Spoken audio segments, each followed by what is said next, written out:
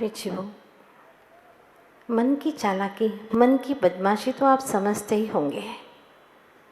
वह धर्म में तो संसार को जोड़ देता है, धर्म के कार्य में संसार को जोड़ देता है। होना चाहिए था कि संसार में भी हम धर्म जोड़ लेते, संसार के कार्य करते करते भी हम धर्म कर लेते, होना तो ये चाहिए था। लेकिन हुआ ये कि धर्म कार्य करते करते भी उसी में संसार को जोड़ लेते हैं, सांसारिक भावनाओं को जोड़ लेते हैं। ये ठीक बात नहीं है। मोक्ष का लक्ष्य है, सुख पाने का लक्ष्य है, तो राग द्वेष तो कम होना ही चाहिए, समता में वृद्धि तो होना ही चाहिए, सहनशीलता में वृद्धि तो होना ही चाहिए, बुराइयों का संहार होना चाहिए, उपसंहार होना चाहिए और अच्छाइयों का वर्धन होना चाहिए। इतना तो होना ही चाहिए, क्योंकि सभी का लक्ष्य है सुख शांति पाना। सभी लोग चाहते हैं कि हमारे जीवन में आनंद हो, हमारे जीवन में सुख हो, शांति हो। इसी के लिए हर समय आप लोग प्रयासरत रहते हैं। मंदिर जाते हैं, गुरु के दर्शन के लिए जाते हैं, प्रवचन सभा में आते हैं। अरे कमाने के लिए भी जाते हैं, तो लक्ष्य आपका क्या है? सुख शांति पाने का है ना, यही तो लक्ष्य है। अब महत्वपूर्ण बात यह है कि बच्चा अगर पढ़ता भी है, उसको पूछो क्यों पढ़ रहा है? डिग्री हासिल करने के लिए। डिग्री क्यों चाहिए? सुख शांति के लिए। आप मंदिर क्यों आते हैं? सुख शांति पाने के लिए। पर पूछना मैं ये चाहती हूँ कि क्या आपको सुख शांति मिल रही है या नहीं? प्रश्न ये है। मंदिर जा रहे हो, स्वाध्याय सुनते हो, क्या आपको सुख शांति मिलती है या नहीं? तो फिर मंदिर जाना बेकार हो गया? नहीं नहीं नहीं नहीं, मंदिर तो जाना है, एक कदम तो हमें आगे बढ़ाना है और वहाँ जाकर के ये सीख लेना है कि जैसे प्रभु परमात्मा शांत है, परम पवित्र जिनकी चेतना है, मुझे भी अपने परिणामों को पवित्र करना है। तो मंदिर जाना हमारा सार्थक हो जाएगा, धर्म सभा में आना सार्थक हो जाएगा। ये क्रियाएं कभी व्यर्थ नहीं जाती, शुभ क्रियाएं कभी व्यर्थ नहीं जाती, अनर्थ करने वाली नहीं होती। अनर्थ करने वाले तो अशुभ विचार है, अशुभ विचार है। शुभ क्रियाएं अनर्थकारी नहीं है। अशुभ विचार शुभ क्रिया करते हुए भी जो अशुभ विचार हो रहे हैं वो दुख के कारण हैं, वो अनर्थकारी है। अब मैं आपसे पूछना चाहती हूँ, आपने संपत्ति के लिए कितना समय दिया? व्यापार करने के लिए कितना समय दिया? पूरा जीवन, पूरा समय संपत्ति के लिए, संपत्ति के लिए पूरा समय दिया। और संपत्ति ने आपको कितना समय दिया? प्रश्न ये है, संपत्ति ने आपको कितना समय दिया? क्या एक समय भी संपत्ति ने आपको दिया? आयु पूरी हो रही है, हाँ, जिसके लिए तुमने संपत्ति के लिए इतना समय गुजारा, थोड़ा सा टाइम दे दो प्लीज, मंदिर तक जा सको, फिर प्राण पखेरु उड़े। नहीं, वो एक समय भी नहीं दे सकती संपत्ति, तुम्हें ध्यान रखना। लेकिन धर्म अर्जन किया है तो आप घर पे बैठ करके भी प्राण पखेरु उड़ रहे हैं। आपने धर्म के लिए समय दिया है तो अंतिम क्षण में, चाहे जंगल में भी क्यों ना हो, अकेले भी क्यों ना हो, धर्म की आराधना कर लोगे। अपने प्राणों का विसर्जन शांत भावों के साथ में करके सम्यक समाधि मरण कर लोगे, अगर तुमने धर्म के लिए समय दिया है तो, सत्य के लिए समय दिया है तो। लेकिन ऐसा होता नहीं है, धर्म के लिए समय देते नहीं है, धन के लिए समय देते हैं, उसके लिए सारा जीवन समर्पित। एक बात महत्वपूर्ण कहना चाहती हूँ, जो लोग ये कहते हैं कि भैया पैसों से ही सब कुछ होता है, ऐसे लोगों की कभी दोस्ती यारी मत करना। हाँ, जो लोग ये कहते हैं कि पैसों से ही, संपत्ति से ही सब कुछ होता है, धन से ही सब कुछ होता है, ऐसे लोगों की कभी भी मित्रता मत करना। कभी भी मर्डर कर सकता है, क्योंकि जिसके दिलो दिमाग में धन है, मनी ही मनी है बस, और कुछ है ही नहीं, वो कभी भी आपका मर्डर कर सकता है, कभी भी आपको धोखा दे सकता है, कभी भी आपको परेशान कर सकता है, उठा करके कहीं पर भी फेंक सकता है। आपका लक्ष्य क्या है? अपनी आत्मा से पूछो, क्या लक्ष्य है तुम्हारा? देखिएगा, थोड़ा सा गहराई से देखें तो जो हमारा उद्देश्य, जिसको हम गोल कहते हैं, तुम्हारा गोल क्या है, तुम्हारा उद्देश्य क्या है और तुम्हारा टारगेट क्या है, उसमें अंतर है कि नहीं है? बोलो, बहुत अंतर है। टारगेट क्या है तुम्हारा? धन कमाने का। कितना कमाने का है? कम से कम अहमदाबाद में तो प्रथम नंबर पर आ ही जाए। विश्व में तो नहीं आ पाऊंगा, लेकिन अहमदाबाद में तो प्रथम नंबर पर आ ही जाना चाहिए। एक टारगेट है तुम्हारा, लक्ष्य नहीं है। ये तुम्हारा उद्देश्य नहीं है। कहने में आता है कि मेरा उद्देश्य है, उद्देश्य जो इस जीव को उन्नति के शिखर तक ले जाता है, टारगेट नहीं ले जाता, ध्यान रखना। और लास्ट गोल होना चाहिए आत्म शांति। धन भी कमा लो, सो व्हाट, क्या होना है उससे? अगर आत्म शांति नहीं मिली तो किस काम का? इसीलिए ध्यान रखिएगा, लक्ष्य बनाए हर वक्त आत्म शांति। उलझना नहीं है, विसंवाद में नहीं पड़ना है मुझे तो बस आत्म शांति और आत्म शांति ही चाहिए, और कोई दूसरा लक्ष्य ही नहीं जीवन का। अगर इस लक्ष्य को लेकर के आगे बढ़ेंगे तो यकीनन आपके जीवन में बहुत ही सुख शांति का साम्राज्य छाएगा ही छाएगा, क्योंकि शांति कहीं बाहर से नहीं आती, अपने ही विचारों से आती है। अब देखिए ना, बालक विद्याधर अब युवा विद्याधर हुए, और अब तो ब्रह्मचारी जी सप्तम प्रतिमाधारी ब्रह्मचारी हो गए। अपने लक्ष्य को पाने के लिए उन्होंने क्या नहीं किया? 2-2 दिन तक भोजन नहीं किया, छोड़ दिया दक्षिण, आ गए राजस्थान की और आ रहे हैं। माता पिता को छोड़ दिया। इतना आसान नहीं होता है माता पिता को छोड़ करके, घर बार को छोड़ करके निकल करके इस तरह से चले आना बहुत मुश्किल होता है। आप लोग थोड़े से दिन घर छोड़ के कहीं बाहर जाते हो तो बार बार आपको घर की याद आती है ना? भाई कितना ही सुख सुविधा हो, हाँ होटल है, बहुत अच्छी सुख सुविधा है, लेकिन घर ही अपना अच्छा, वही अच्छा लगता है। चाहे कितना ही स्वादिष्ट भोजन मिले, लेकिन घर की अपनी दाल रोटी ही अच्छी लगती है ना? ऐसे ही निज घर का लक्ष्य बना लीजिए ना, कितना अच्छा होगा। एक उद्देश्य, एक गोल तुम्हारे जीवन का ये हो जाए तो शायद बहुत आनंद आ जाए और हर पल चलना, हमारा जीना सार्थक हो जाए। जिस तरह से विद्याधर जी ने लक्ष्य बना लिया है कि अब मुझे आगम का अध्ययन करना है, और अध्ययन नहीं करूँगा, स्वाध्याय नहीं करूँगा तो अपने परिणामों को कैसे निखार पाऊँगा, कैसे आगे बढ़ पाऊँगा? तो चलिए चलते हैं वहाँ। शुभ शकुन हो गया। शकुन क्या हो गया? जैसे ही देशभूषण आचार्य महाराज के चरण सानिध्य से बाहर निकले तो सबसे पहले एक सुहागिन महिला जल से भरे घट को ले जा रही थी अपने घर की ओर। आहार दान की भावना से वो भी शुभ शकुन हो गया। मन कहने लगा अवश्य मिलेगी सफलता, संकेत से तय हो गया। संकेत जो मिला उससे तय हो गया कि सफलता अवश्य मिलेगी। सर्वप्रथम पहुंचे मुंबई, अजमेर की गाड़ी अभी नहीं आई। 24 घंटे हो गए गाड़ी को आने में। प्रतीक्षालय में बैठ करते रहे। प्रतीक्षा ज्ञान की जिज्ञासा, पावन होने की पिपासा, आशा और प्रत्याशा लिए दे रहा उनका विवेक दिलासा। शहनाइयाँ गुरु प्रतीक्षा के आलाप में बसती चली जा रही थी। कैसे होंगे वे ज्ञान सिंधु? विचारों से मूर्त गढ़ी जा रही थी। हाँ, सोच रहे थे कि कैसे होंगे वो ज्ञान सिंधु। जैसा कि आचार्य देशभूषण जी महाराज ने कहा है कि वो ज्ञान के भंडार हैं, भंडार।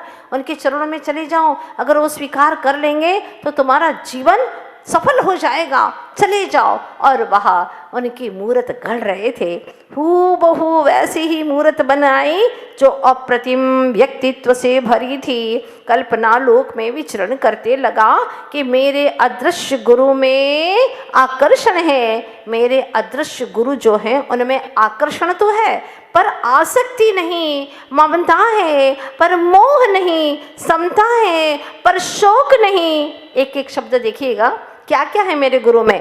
फिर सबसे पहले आकर्षण है, जोर से बोलिएगा। ममता है, समता है पर प्रशस्त नेह है, है पर घर नहीं है उनका, चिंतन है पर चित्त में निर्मलता है। भूरी देह सी धवल कांति, भूरी भूरी उज्जवल देह सी धवल कांति, यहाँ तक मेरे तन मन को ही नहीं चेतन को, इसी धुन में रेलगाड़ी आने का संकेत हुआ, नैनों को राहत मिली मन में। हाँ, जब गुरु दर्शन के लिए जाते हैं तो कैसा लगता है? ऐसा ही लगता है। आप लोग आज ही गुरु के दर्शन करके लौटे हैं, लगभग 50-60 युवा गुरु का दर्शन करके लौटे हैं। कितना अच्छा लगता है गुरु का दर्शन करने के लिए जाओ, एक अलग ही आनंद, एक उत्सव सा लगता है। बैठ गाड़ी में खिड़की से झांकते रहे, रास्ता बहुत लंबा है, सोचते रहे राह में अकेला भले ही हूँ पर असहाय नहीं मैं, मंजिल से दूर भले ही हूँ पर वह मंजिल है मुझ ही में। मंजिल कहीं बाहर नहीं है, मुझ में ही है। पथ लंबा होने पर भी पाथे था ज्ञान, पाथे रास्ते में खाने के लिए क्या है, कैसे समय गुजारोगे? देखो ना, आप दिन में 2 बार खा लेते हो तो दिन गुजर जाता है तुम्हारा, और जिस दिन उपवास करते हो तो बोलो ना, दिन ही नहीं खुटता। कुछ पाथे तो होना चाहिए ताकि समय का पता ही ना चले। उनके पास में ज्ञान पिपासा ही पाथे था, ज्ञान की प्यास थी, नहीं किंचित निराशा, न थी जग से आशा, किंतु देव दर्शन न होने से हो गए दो उपवास हो गए। 2 दिन से नींद नदारद थी, फिर भी तन में तनिक भी न थकावट थी। नींद आती भी तो कैसे, गंतव्य के पहले चेतन में चाहत थी। गंतव्य के पहले कैसे नींद आती?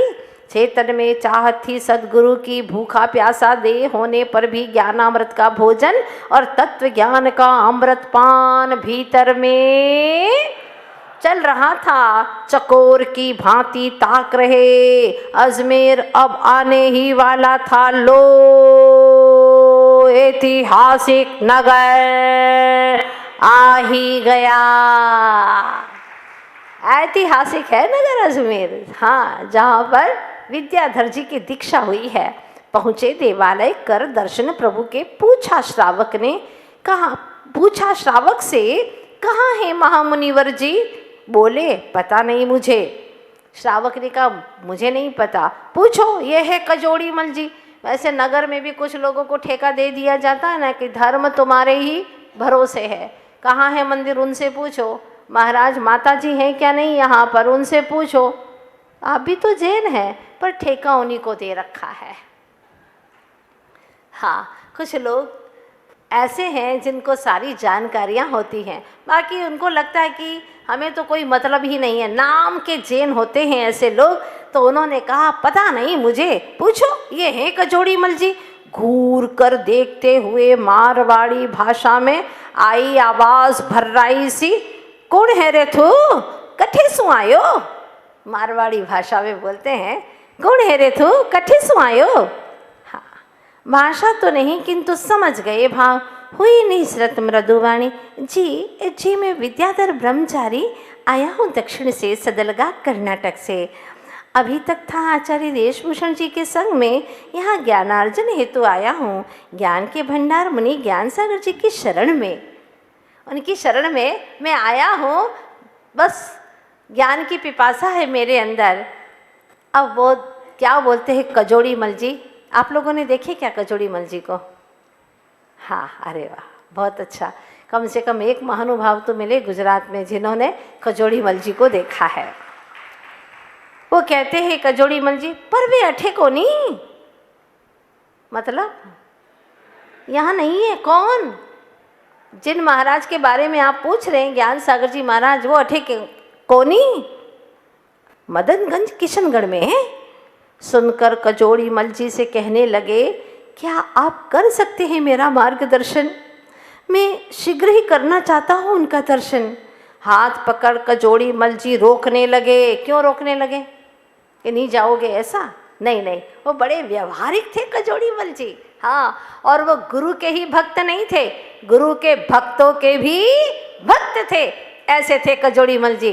तुम्हारे नगर में कोई गुरु दर्शन को आए तो क्या उसको ऐसे ही भूखा रहने दोगे? नहीं नहीं, ये हमारा आद्य कर्तव्य बनता है। हाथ पकड़ कजोड़ीमल जी रोकने लगे, खायो पियो कोनी कढ़े चाल्यो। खाया पिया तो है नहीं और कहाँ चले? चाल अंदर, ना ले, धो ले, पूजा कर ले। मारवाड़ी भाषा थी और दादा थे तो उन्होंने बोला कि अंदर चल और पहले नहा लो, धो लो, पूजा कर लो, पाछे आए खा पी के जाजे, किंतु पहले मैं गुरु दर्शन चाहता हूँ। विद्याधर जी ने कहा मुझे खाने पीने की नहीं, मुझे तो गुरु दर्शन की चाहत है। अरे तू कजोड़ीमल ने जाने को नहीं, या मुनियों भक्त ही नहीं, मुनि भक्तारो भी भक्त है। तो इसको जानता नहीं है, कजोड़ीमल है। हाँ, इस सिर्फ मुनियों का ही भक्त नहीं है, मुनि के भक्तों का भी भक्त है। और गुरु के पास में इतना नहीं सीखा तो कुछ नहीं सीखा। गुरु के भक्त आए, भजन करने के लिए आए हैं, पहले उनको भोजन का पूछ लेना। अरे तू कजोड़ीमल ने जाने को नहीं, या मुनियों भक्त ही नहीं, मुनि भक्तारो भी भक्त है। मैं थारे सागे चाल सू, क्या कह रहे हैं? मैं तुम्हारे साथ में चलूंगा, मैं थारे सागे चाल सू, दर्शन करा देशू, आगे थारो भाग, मतलब आगे तुम्हारा भाग्य, मैं दर्शन करा दूंगा, निश्चिंत हो जाओ, पहले भोजन कर लो। कजोड़ीमल ने देखा, अरे यह तो मारवाड़ी अच्छे से समझता नहीं, कन्नड़ भाषी है, यहाँ हिंदी भी ठीक से आती नहीं। तब बोले मैं तुम्हें लेकर चलूँगा, यदि उन्होंने शिष्य रूप में स्वीकार लिया तो तुम्हारा भाग्य खुल जाएगा। हाँ, भाग्य खुल जाएगा। दैनिक चर्या से निवृत्त हो पहुँच गए मदनगंज किशनगढ़। अब भोजन वगैरह करके, पूजन भोजन करके पहुँच गए किशनगढ़। मंदिर के समीपवर्ती कक्ष में विराजे हैं मुनि ज्ञान सागर जी। ज्ञान संयम की आराधना में रत अद्भुत मुखाकृति देख उनकी हृदय में हुआ अपूर्व स्पंदन। किसके? विद्याधर जी के। जो ही कक्ष में प्रवेश किया, त्रियोग से चरणों में किया वंदन। अनुरोध किया कजोड़ीमल जी ने, ये युवक आया है सुदूर दक्षिण भारत से, आपके पास ज्ञान पाने की आशा ले। ज्ञान से गहराती डूबी सी आंखों से देख भावी शिष्य से बोले सहज मीठी वाणी से।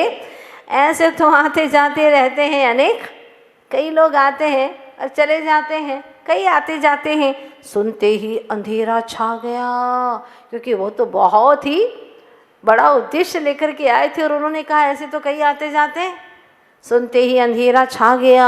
जो लक्ष्य लेकर आया था वो मात्र दिव्य सपना सा रह गया। पुनः साहस जुटाकर बोले नम्रता से, हे गुरुवर, मैं आपकी शरण में रहकर करना चाहता हूँ ज्ञानार्जन। मैंने गृह त्याग कर ब्रह्मचर्य व्रत ले लिया है। यदि नहीं मिला इन चरणों का सामीप्य तो निरर्थक होगा यह जीवन। मैं आपसे प्रार्थना करता हूँ, केवल आप ही की शरणागत हूँ। अनंत कृपा होगी मुझ पर, देकर दीजिए ज्ञान संजीवन, मुझे ज्ञान की संजीवन दे दीजिए गुरुवर। प्रश्न भरी दृष्टि से देख युवक को बोले, नाम क्या है तुम्हारा? जी विद्याधर। विद्याधर होठों पर मधुर हास्य लिए बोले, क्या भरोसा विद्याधर का? आचार्य श्री ज्ञान सागर जी महाराज क्या बोले? अभी आचार्य नहीं है, अभी गुरु नाम गुरु हमारे ज्ञान सागर जी महाराज हैं। क्या बोले?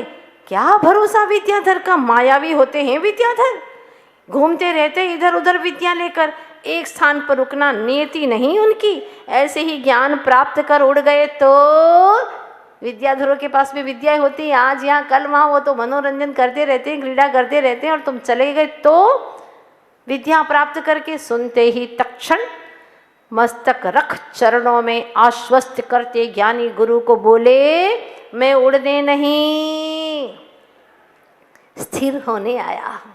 मैं उड़ने नहीं सिर होने आया हूँ, सिर्फ पढ़ने नहीं निज में रमने आया हूँ। मेरी बात पर करिएगा विश्वास, लो लो गुरुवर संकल्प लेता हूँ आज से ही आजीवन सवारी का। क्या क्या बात है। अज्ञानी जीवों को गुरुओं का चरण सानिध्य मिल जाए फिर भी इतना सा भी त्याग नहीं कर पाते। हाँ, सोचते हैं भविष्य के बारे में। अरे भविष्य के बारे में सोचना है तो और अच्छा सोचो ना भविष्य का, कि अगले भव में क्या होगा तुम्हारा। नहीं करोगे त्याग, व्रत, नियम, संकल्प, परिणामों की विशुद्धि, तो क्या होगा तुम्हारे भविष्य का, कौन से भव में भटकोगे। सोचो। धन्य है ब्रह्मचारी जी, वाह। एक बार में इतनी सी बात पर लो संकल्प लेता हूँ गुरुवर आज से ही आजीवन सवारी का त्याग, जितना भी चलूँगा आप श्री की आज्ञा में चलूँगा, चरणानुगामी बनूंगा। विस्मित हो विद्याधर पर दृष्टि गड़ाई, विस्मित होकर के देखा, आंखों में झांक कर मुखाकृति पढ़ ली, और उन्होंने आंखों में, विद्याधर जी की आंखों में झांक करके पढ़ लिया कि बालक कैसा होनहार है, विलक्षण संकल्प शक्ति है, ऐसे जीवों की निकट मुक्ति है। गुरु के मनोविनोद पर, सिर्फ गुरु ने तो मनोविनोद किया था, हाँ, पर महानतम त्याग का गुण, गुरु के मनोविनोद पर महानतम त्याग का गुण गुरु के मन को भा गया। आगे मेरे संकेतानुसार बहुत कुछ कर सकता है, यह विश्वास हो गया। ओम कहकर आश्वासन दे दिया। जब उन्होंने कहा मैं आपसे ज्ञान ग्रहण करने आया हूँ, ज्ञान पाने आया हूँ, ओम ओम ओम, शिष्य का शीश गुरु पद में झुक गया, हाथ रख दिया गुरु ने शीश पर, पद रज ले गुरु की हो गए निहाल विद्याधर। स्वतः गुरु मुख से निसृत हुए तब वचन, यदि ऐसी ही पिपासा रही ज्ञान की तो बन जाओगे शीघ्र विद्याधर से विद्यासागर। अगर ऐसी ज्ञान की पिपासा रही ना तुम्हारी तो शीघ्र ही विद्याधर से बन जाओगे विद्यासागर। सिर झुकाकर सर्वस्व अर्पण कर व्रती विद्याधर ने भी चेतन को विकल्पों से कर दिया निर्विकल्प, वो भी एकदम निर्विकल्प हो गए। ज्यों हाथों में लिए थैली के भार को, जब आप मार्केट से आते हैं थैली, भारी थैली लेकर के आते हैं, आते ही घर में टांग देता खूंटी पर, त्यो शांत मन हो समर्पण कक्ष में जा प्रभु और गुरु भक्ति की 2 किलो पर लटका कर सारा भार हो गए निश्चिंत निर्भार, निश्चिंत हो गए, भार रहित हो गए, गुरु शरण पा हुए आश्वस्त। ज्ञान और विद्या नाम की धाराएं 2 होकर भी बह रही थी साथ साथ, दोनों का उद्देश्य एक तो मार्ग भी एक, नीति ने दोनों को मिलाया, प्रज्ञा धारा ने अपने लहर पृष्ठों पर दोनों का एक साथ नाम लिखा। एक और होने वाले विद्या के सागर और दूसरी तरफ विराजे हैं ज्ञान के सागर। समझा रहे गुरु गूढ़ रहस्य की बातें। क्या समझा रहे हैं देखिएगा। वत्स स्वभाव की सामर्थ्यता, विभाव की विपरीतता और पर भाव की पृथकता, ये तीनों विचारने योग्य हैं। विचारने के योग्य कितनी चीजें हैं? 3। कौन कौन सी? स्वभाव की सामर्थ्यता, विभाव की विपरीतता और पर भाव की, ये तीनों तो विचारने योग्य। सम्यक दर्शन, सम्यक ज्ञान और सम्यक चारित्र आचरण योग्य है, आचरण में लाने योग्य हैं। मोह, राग और द्वेष, ये तीनों तजने योग्य हैं। हे उपादेय और गे, हे यानी छोड़ने, उपादेय यानी पाने और गे यानी जानने योग्य हैं। अनेकांत, स्याद्वाद, सप्तभंग, इन तीनों का रहस्य समझने योग्य है। इनसे 2 विरोधी तत्वों में भी हो जाता सामंजस्य। कर्म सिद्धांत के ज्ञान से नहीं होता खेद खिन्न।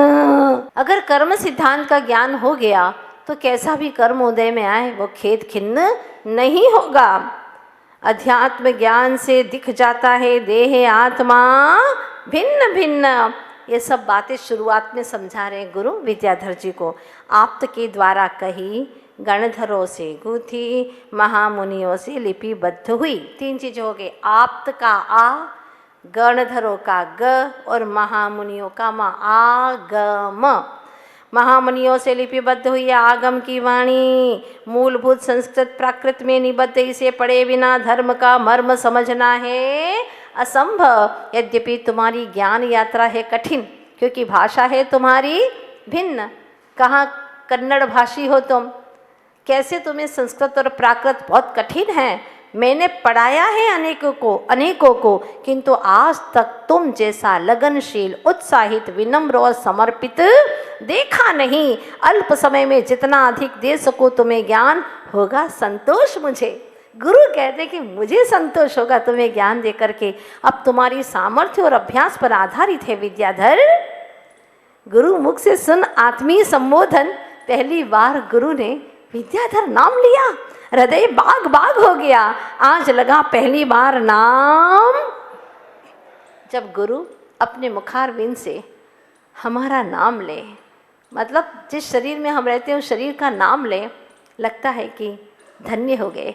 क्योंकि जो गुरु अपने मुख से निरंतर प्रभु का, आगम का उच्चारण करते रहते हैं, आगम की वाणी बोलते रहते हैं, निरंतर स्वाध्याय ध्यान आदि में लीन रहते हैं, उनके मुख से अगर हमारा नाम आ जाए तो बहुत बड़ी बात है।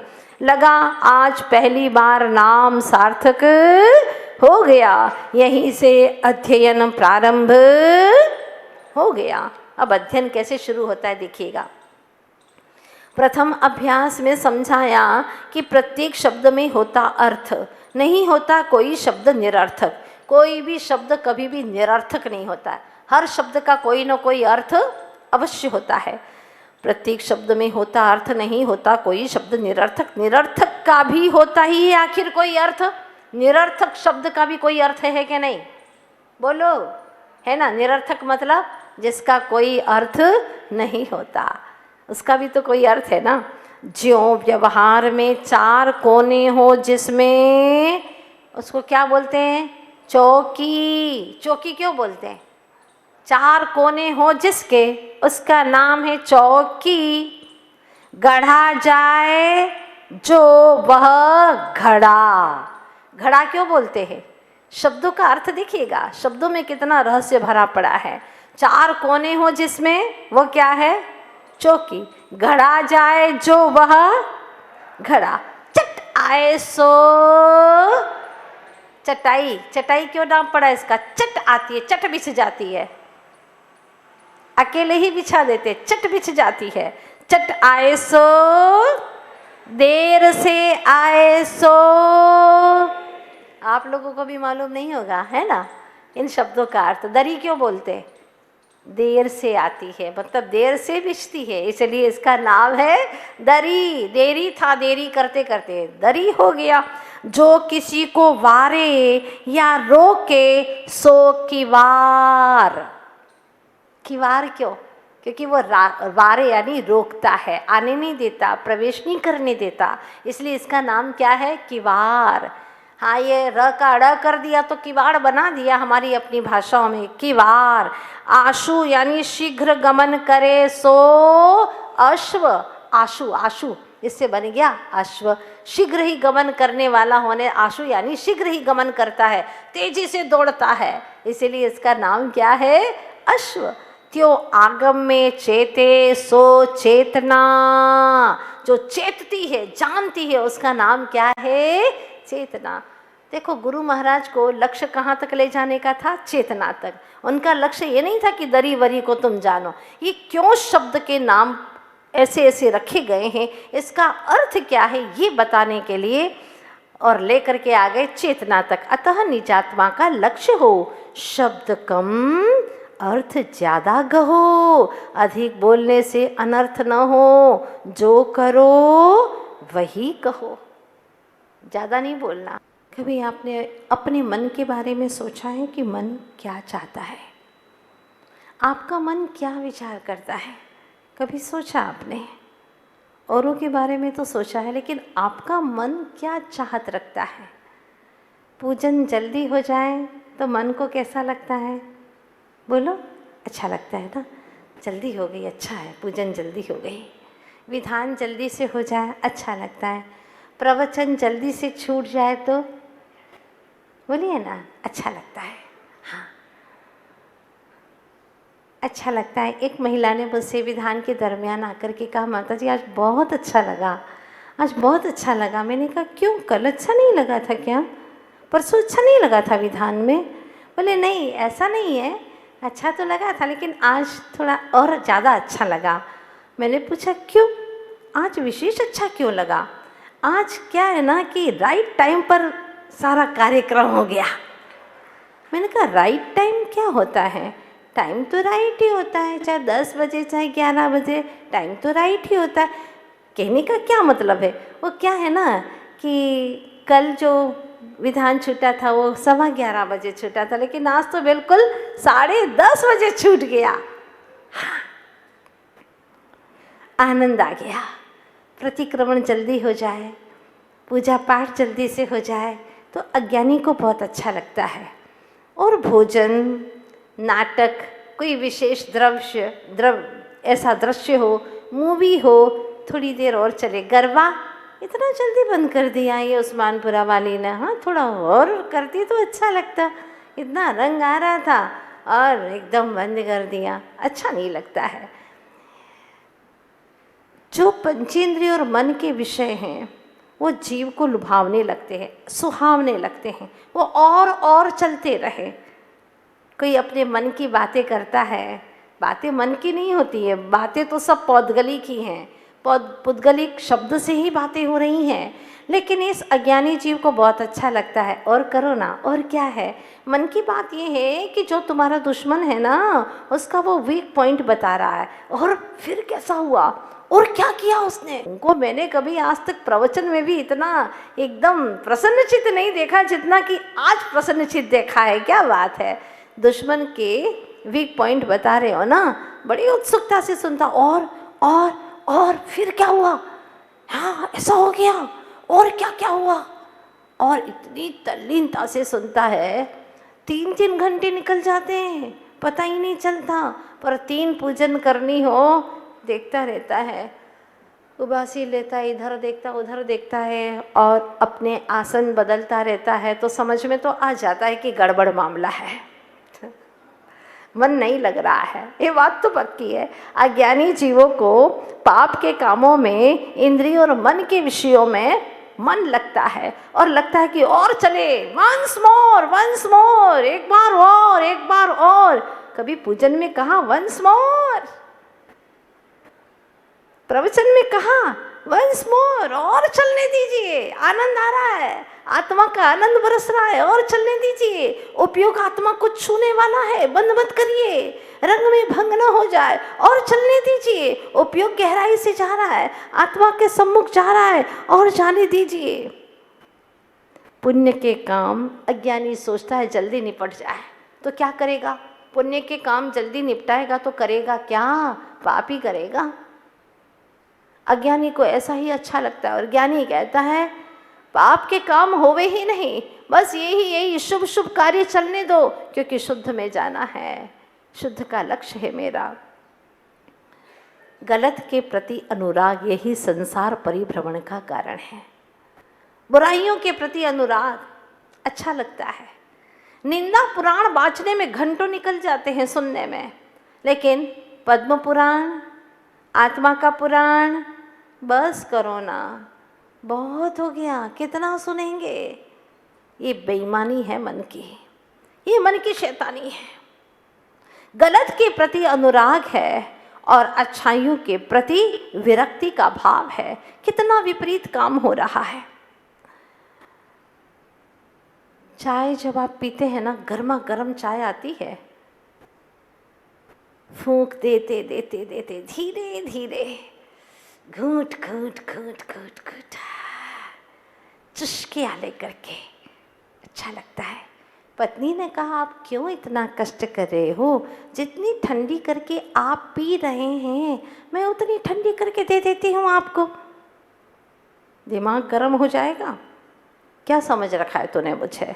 हाँ, क्या मैं ठंडी नहीं कर सकता हूँ? मैं खुद कर लूँगा ठंडी, उसमें भी एक मज़ा है। जहाँ प्रिय है उसको धीरे धीरे धीरे घूंट घूंट लेना, और अगर कड़वा काढ़ा हो तो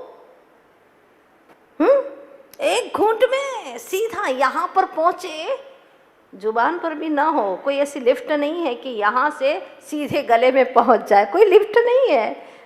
हाँ, लेकिन वो जाता है तो आप एकदम पी लेते हैं उसको। नीम का रस हो, मान लीजिए चैत्र मास में पीते हैं ना लोग, हाँ, तो एकदम बस गुटक जाते हैं उसको। कोई कड़वी मेडिसिन देते हैं ना, टेबलेट वगैरह, तो क्या करते हैं, यहाँ पर एकदम यहाँ रखते हैं, यहाँ आगे नहीं रखते, और पानी डालते हैं, गुटक जाते हैं। क्यों? बस ऐसा ही है धर्म। आत्महित की बातें कड़वी लगती हैं, जल्दी से गुटक जाओ, जल्दी करवा लो, जल्दी से निपटा लो। ऐसी इस जीव की दशा है। अंदर में ये बात आज तक जची नहीं है कि प्रभु की भक्ति करने से मुझे क्या मिलेगा। प्रभु की भक्ति के प्रति अनुरक्ति नहीं है, अनुरक्ति नहीं है, विरक्ति का भाव है, रुचि नहीं है। आप अंदर में जाकर के ढूंढना अपने विचारों में, अपने विचारों से अपने ही विचारों को विचारना कि सच क्या है, कैसा लगता है आपको। एक ने तो प्रश्न किया कि माता जी, अभी कुछ दिन पहले की बात है कि गुरु की शरण में जाने वाला, प्रभु की शरण में जाने वाला और नहीं जाने वाला, दोनों को तो जीवन में संकट आते। प्रभु की शरण में जाए अथवा दूसरा नहीं जाता है, दोनों के जीवन में तो संकट तो आते ही रहते हैं, तो फिर जाना ही क्यों। प्रश्न बड़ा अच्छा था। मैंने कहा इसका जवाब हम प्रवचन में ही दे देंगे। प्रभु की शरण में जाने वाला और प्रभु की शरण में नहीं जाने वाला, दोनों के जीवन में संकट आते हैं, तो फिर जाया क्यों जाए। मैंने कहा एक छोटा सा उदाहरण के माध्यम से मैं बताना चाहूँगी तुम्हें। आ जाना सुनने के लिए। प्रश्न बड़ा अच्छा है। बिल्ली के मुंह में चूहा रहता है। जब वो चूहे को पकड़ करके ले जाती, कभी आपने उसका चेहरा देखा? कितना डरावना होता है, भयभीत रहता है उसका चेहरा। कोई छीन ना ले मुझसे। आंखों में आंसू रहते हैं, हाँ, आंखों में आंसू भरे रहते और खून भी बहता हुआ रहता है। बहुत भयंकर लगता है उस वक्त चेहरा। लेकिन वही बिल्ली जब अपने मुंह में अपने बच्चे को लेकर के जाती है, उस वक्त उसके चेहरे पर स्नेह, प्रेम उमड़ता हुआ रहता है। आंखों में करुणा, अपनापन रहता है। खून नहीं, करुणा की धारा बहती है, अपनेपन से प्रेम की धारा बहती रहती है, और बच्चा भी बिल्कुल निश्चिंत रहता है। जबकि चूहा भयभीत रहता है, ये मुझे कहीं और जोर से दबा देगी, मर ही जाऊंगा, हर वक्त भयभीत रहता है।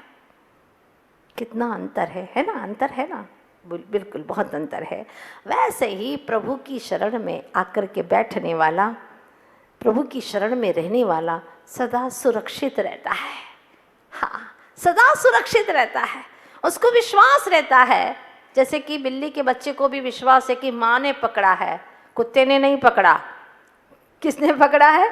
माँ ने पकड़ा है। मैं सुरक्षित हूँ, वो मुझे जहाँ भी ले जाएगी सुरक्षित ले जाने के लिए, पहुँचाने के लिए ही ले जा रही है, इतना निश्चिंत रहता। उसी प्रकार से एक सद्भक्त, एक श्रद्धालु जिसके भीतर में भगवान के प्रति श्रद्धा है, वह प्रभु की शरण में जाता है और अपने आप को सुरक्षित मानता है कि हाँ, मैंने प्रभु की भक्ति की है, मैं बिल्कुल सुरक्षित हूँ। मेरे जीवन में जो भी विघ्न संकट आएंगे, मैं उसको बहुत हंसते हंसते समता के साथ में सहन करता रहूँगा और कर्मों के संकटों को मिटा दूंगा। इतनी सामर्थ्य है मुझ में। जैसे के पास में जाते हैं वैसे ही परिणाम हमारे बनते हैं, ये बात तय है।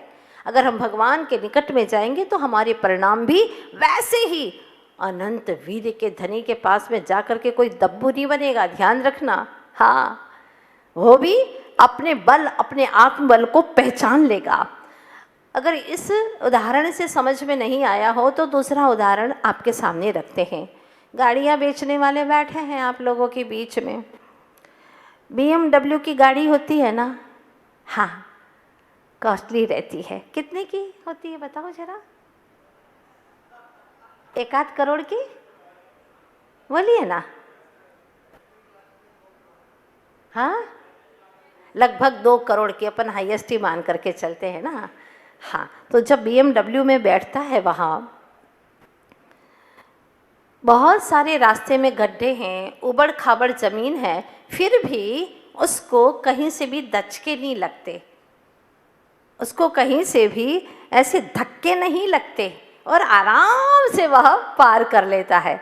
दूसरा वह है जो 800 वाली में बैठा है। नैनो निकली थी ना, छोटी सी 1 लाख की गाड़ी, हाँ नैनो में, मारुति वैन में बैठा है, 1-2 लाख की गाड़ी में। कितने धक्के लगे। एक साइकिल रिक्शा से गया है, कितने सारे धक्के लगे। दोनों को रास्ते में गड्ढे मिल रहे हैं, लेकिन अंतर है कि नहीं, जो कुसंगति में जाएगा वो धक्के खाएगा, और जो प्रभु की शरण में जाएगा, भैया 2 करोड़ ऐसे ही नहीं दिए कटारिया जी को, हाँ ऐसे ही थोड़े दिए हैं, 2 करोड़ दिए हैं पूरे। तो फिर एक भी धक्का नहीं लगेगा, ध्यान रखना। हाँ, धक्का नहीं लगेगा।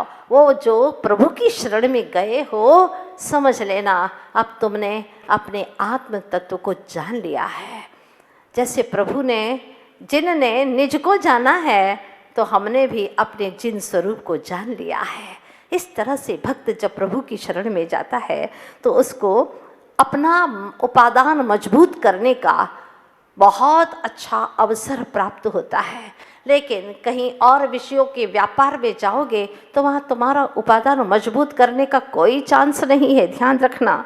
इसीलिए प्रभु की शरण में जाओ, गुरु की शरण में जाओ। आज सुन लिया, अब एक बंदे ने जो मस्खरा है, ऐसे ही बातें करने वाला है और अज्ञानी भी है, उसने सोचा चलो कहा है गुरु की शरण में, प्रभु की शरण में जाओ, अपन भी हमेशा सुरक्षित रहेंगे, कर्मों से हमारा बंधन नहीं होगा, हम सदा पाप कर्म से सुरक्षित रहेंगे। चला गया प्रभु की शरण में, लेकिन जाने से क्या होगा, मात्र परिणाम। जब तक विशुद्ध नहीं करोगे, भगवान के गुणों के प्रति अनुराग नहीं रखोगे, भगवान की वितरागता के प्रति श्रद्धा धारण नहीं करोगे, तब तक क्या होगा बताओ। ऐसी दशा होगी कि जैसे कोई खूब जम करके तलाक खाए, 2, 4, 8 दिन तक खूब खाए, अच्छे से तलाक खाए और पौष्टिक खाए, पाचन शक्ति तो कमज़ोर है, और फिर विधान करे, सिद्ध चक्र विधान, हे भगवान, अनंत सिद्ध भगवान,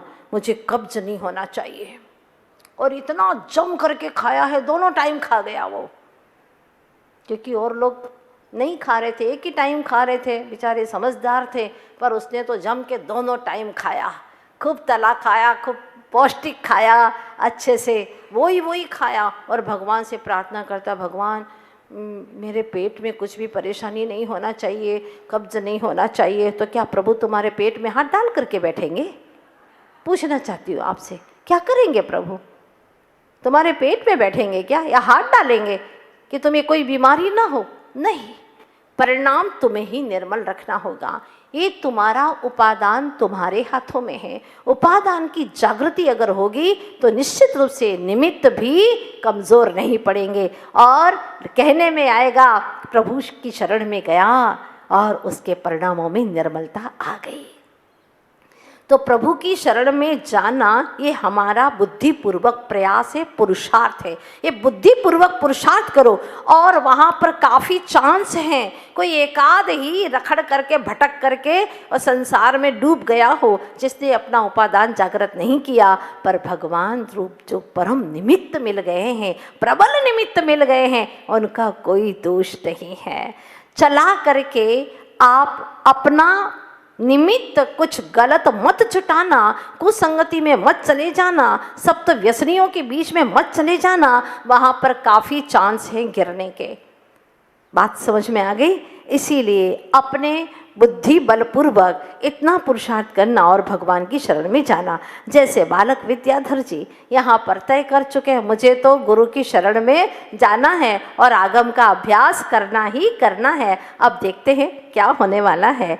आप लोगों ने कल देखा था यहाँ पर कि बालक विद्याधर जी अब ब्रह्मचारी सप्तम प्रतिमाधारी विद्याधर जी चले जा रहे हैं ज्ञान सागर जी महाराज के चरणों के समीप में, और वहाँ पर जैसे ही गए गुरु जी ने उनको स्वीकार कर लिया था। क्या कहा था गुरु ने कि देखो अर्थ ज़्यादा ग्रहण करो, शब्द कम। और ये उन्होंने जीवन में गांठ बांध ली थी कि मुझे शब्द कम बोलना है, अर्थ को ज़्यादा ग्रहण करना है। मन आत्म साधना में, वचन चिन्वाणी की वाचना में और काया गुरु सेवा में कर दी समर्पित। देखो मन किस में? आत्म साधना में। पृष्ठ नंबर 190।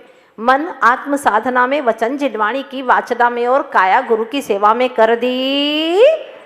गुरु को मिल गया योग्य शिष्य और शिष्य को मिल गए ज्ञानी। गुरु को मिल गया हीरा तो शिष्य को शिव राही, राही हीरा। देख लगन, निष्ठा और परिश्रम बढ़ा दिया। अध्यापन का समय पढ़ते, नियमित पाठ करते, कंठस्थ शिष्य की लगन से गुरु थे संतुष्ट। कि क्या लगन है शिष्य में। जिस शिष्य के पास हो हृदय की कोमलता, मन की पवित्रता, वचन की मिष्टता, काय की सजगता और स्वभाव की शीतलता, फिर भला गुरु क्यों न हो प्रसन्न। क्या बात है। हृदय कोमल होना चाहिए शिष्य का, मन में पवित्रता हो, वचन में मिष्टता हो, हाँ, काय की सजगता हो और स्वभाव की शीतलता, फिर गुरु क्यों न हो प्रसन्न।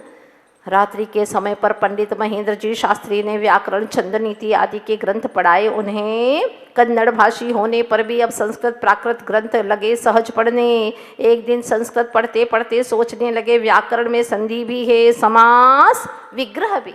देखो जैसे लोकेश, लोक प्लस ईश, ये क्या हो गया? विग्रह हो गया। और लोक प्लस ईश, इसको जोड़ लिया तो संधि हो गई। संधि भी है और विग्रह भी है।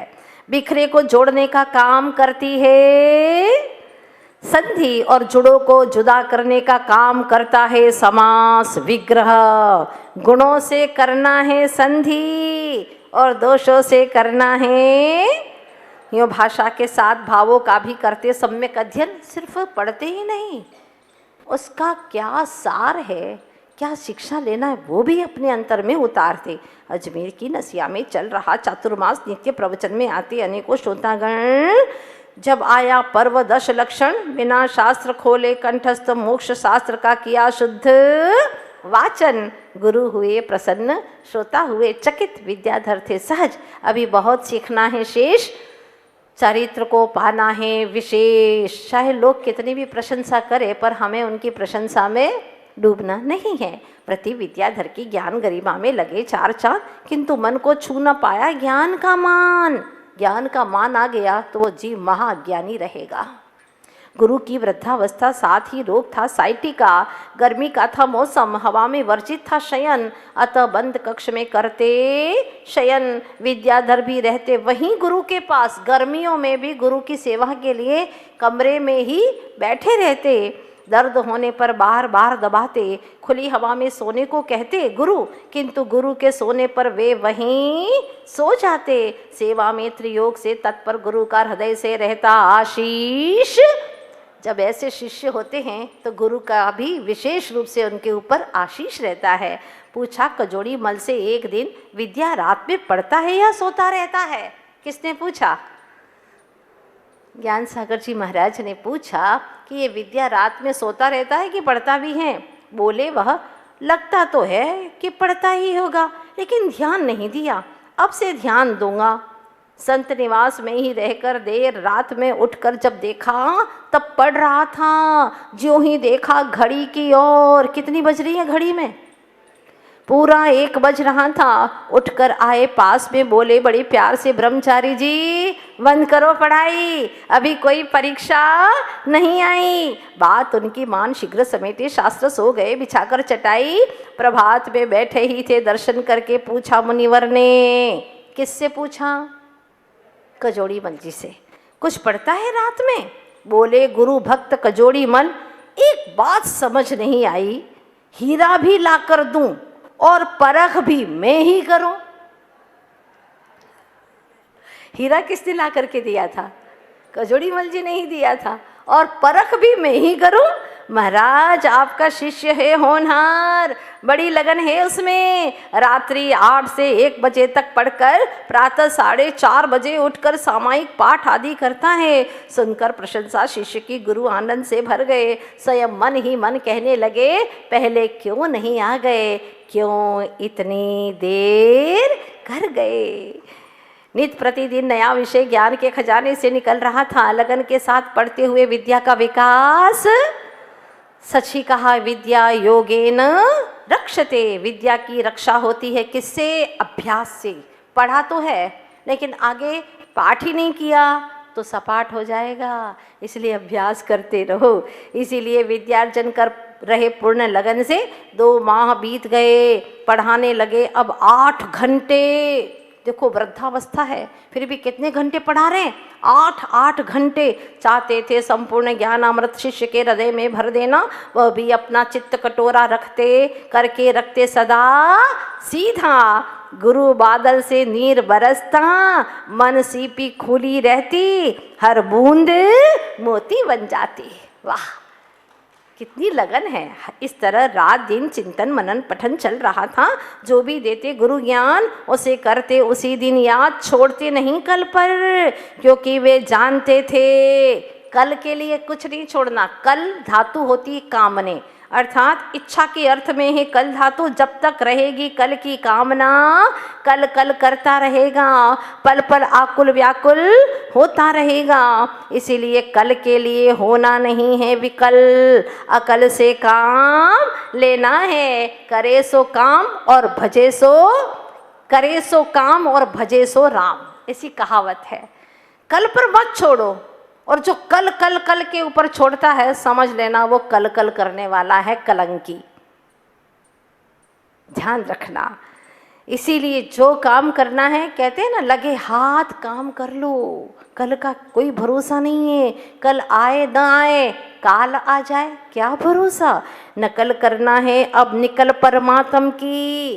किसकी नकल करना है, निकल यानी सिद्ध भगवान, निकल जिनके पास में नी यानी नहीं है, कल यानी शरीर, ऐसे सिद्ध परमात्मा की नकल करो। हे आत्मन, कल का भरोसा नहीं, आज का कार्य आज ही करना है। यो समझाते स्वयं को बढ़ते जाते आगे आगे, मानो मिल गया भूले को मार्ग, प्यासे को समंदर, भूखे को मिष्टान और अंधे को नयन। पाया जब से गुरु ज्ञान का भंडार, मिल गया जीवन का आधार। लगने लगा अब उन्हें, कैसा लगने लगा कि सांसों की सरगम में महागान गुरुवर हैं, सांसों की सरगम में महागान गुरुवर हैं। हृदय देश के शासक, संविधान शासक भी वही, संविधान भी वही, बस गुरुवर है। अज्ञान तम हारक अवधान यानी ज्ञानमयी गुरुवर हैं। मेरी हर समस्या का समाधान गुरुवर है। गुरु पद में सर्वस्व अर्पण कर, वृद्ध हस्त प्राप्त कर, चिंतन मनन में, ध्यान अध्ययन में भूल गए बाहर की दुनिया। आहार उपरांत गुरु के जो भी आते श्रावक बुलाने, सिर झुकाए मौन से चले जाते साथ उनके भोजन करने। बचपन से ही नहीं थी भोजन में गृद्धता, खा लेते जो भी माँ के हाथ से मिलता। भोजन के प्रति निष्परता, सात्विकता देखकर गुरु ने एक दिन पूछा, ठीक चल रही है साधना? कहकर हाँ, फिर हो गए मौन। भोजन के बाद मन को थकाने वाले न करे कार्य। आचार्य जी ने हम लोगों को भी ये शिक्षा दी थी, जब दीक्षा दी थी तो ये शिक्षा भी दी थी, आहार के उपरांत कोई भी ऐसे मन को थकाने वाले कार्य नहीं करना। कठिन विषय पढ़ने बैठ जाना, ऐसा कोई भी कार्य न करें, इससे स्वास्थ्य जल्दी बिगड़ जाएगा। रखे मन प्रसन्न और शांत कर सके ताकि उत्साह से सामायिक तब बने की एकाग्रता, यही साधना लाएगी ज्ञान में निखार। सुनकर यूँ गुरु वचन हितकार, उपयोग का उपयोग करना ही समय का सदुपयोग करना है। क्या बात कही है।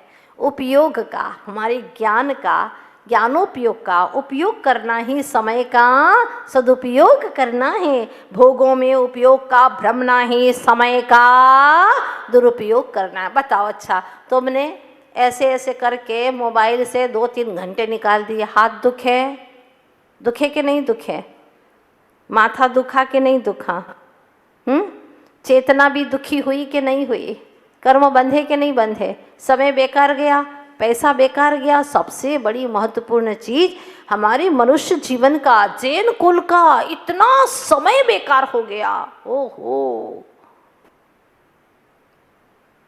दुर्लभ समय चला गया। समय का दुरुपयोग करना है जानकर यूं स्वयं को साधना में डुबोने लगे। शब्द में छिपे छंद को मुक्त कर सुप्त संगीत को जगाकर वीणा बजाता है वादक, और इधर देह में सोए ब्रह्म को यानी आत्मा को पुकार कर ज्ञान चक्षु से निहार कर विद्याधर हुए अद्भुत कलाविद आत्मज्ञायक। यह सब ज्ञानी गुरु का ही है चमत्कार, अन्यथा कैसे मिल पाता अल्प समय में ज्ञान का महान उपहार। क्या कहते हैं सुनिएगा बड़े ध्यान से। इस देश को चलाने के लिए चाहिए कौन? राष्ट्र का अधीश, राष्ट्राधीश।